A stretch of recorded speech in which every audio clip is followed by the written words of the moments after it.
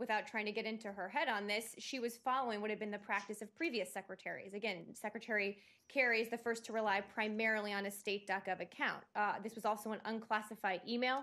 No classified business was done on it. So not going to get into specifics about security, but certainly this Secretary Powell wrote about this in his book, that he had a personal computer. I'm going to pick up my note card here.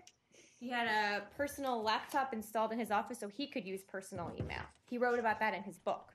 So again, there's some past practice. Boy, Maria Harf, I mean, usually she delivers her nonsense with a straight face and smooth as silk. This time she was nervous, you could tell.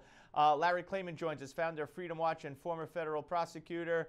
Larry, first of all, this notion, or the way they bring up, well, you know, Condoleezza Rice. Condoleezza Rice didn't use email, and her predecessor, Colin Powell, used it, but there were no laws on the books stating that you had to use, a government email the way there were for when Hillary Clinton violated that law.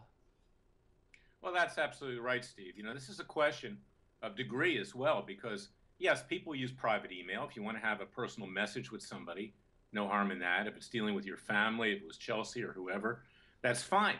But she purposefully, from the get-go, from the start of her reign as Secretary of State, decided she was not going to use government email.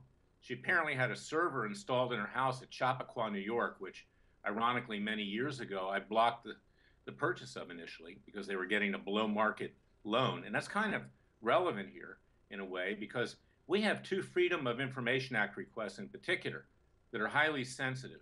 One deals with Iran and her likely release. We did get some documents suggesting that she was culpable of national security information over U.S. cyber and Israeli cyber warfare concerning the Iranian nuclear reactors. That's called Stuxnet. Right. As well as Israeli war plans. We got no documents from her office. Case was dismissed when the judge said there are no documents to obtain. And when you say I should point out your organization has requested these emails. Freedom Watch. Yes.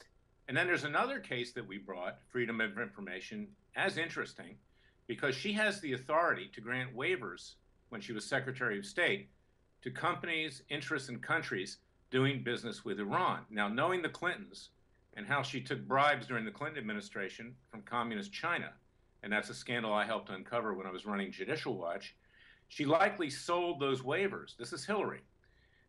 We now know recently that her foundation, which she shares as titular head with her husband Bill and daughter Chelsea, was taking contributions from countries that she was dealing with as Secretary of State.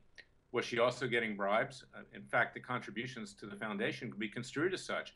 So therefore, this whole effort to shield her emails from public scrutiny, to subvert Freedom of Information Act requests at the State Department, we requested these documents, obstructs justice. And the State Department itself is a co-conspirator in obstructing justice. So what we said we're doing, Steve, is we're filing what is known as motions for orders to show cause, why Hillary Clinton and the State Department should not be held in criminal contempt of court for obstructing justice and lying to the courts.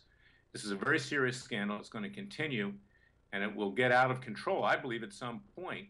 That's why the Democrats are scurrying around. Don't be surprised if they ask her not to run for president, but she will, because she's a megalomaniac, and she doesn't care about the rest of the Democratic Party. So legally, we have to take her out. Well, she tweeted out today that she wants everybody to see all of her emails. The only people who are going to decide what emails should be seen and not be seen under this current setup is Hillary and her staff. That's right. And I might add, we're not trying to influence an election. I'm trying to bring about justice here. But the byproduct of this is that. And to be clear, Freedom Watch is doing these court proceedings now, correct? That's right. Yes. Now, the other thing to remember, Steve, and this is, Yeah, we got 30 seconds, so go ahead. Part of a pattern in practice. At the end of my time running Judicial Watch in the late 90s, early 2000s, we uncovered an email scandal at the White House where over 100 email were suppressed by her and her cronies, including her Chief of Staff, Marcia Scott. These emails were relevant to produce to Judicial Watch, to then independent counsel Ken Starr and Robert Ray, and Congress. This is right. part of Hillary's modus operandi. We will see. Good luck. We'll keep talking to you, Larry. Thank you very much. Up next, David Swerdlick of TheRoot.com. You're not going to want to miss this. Don't go away.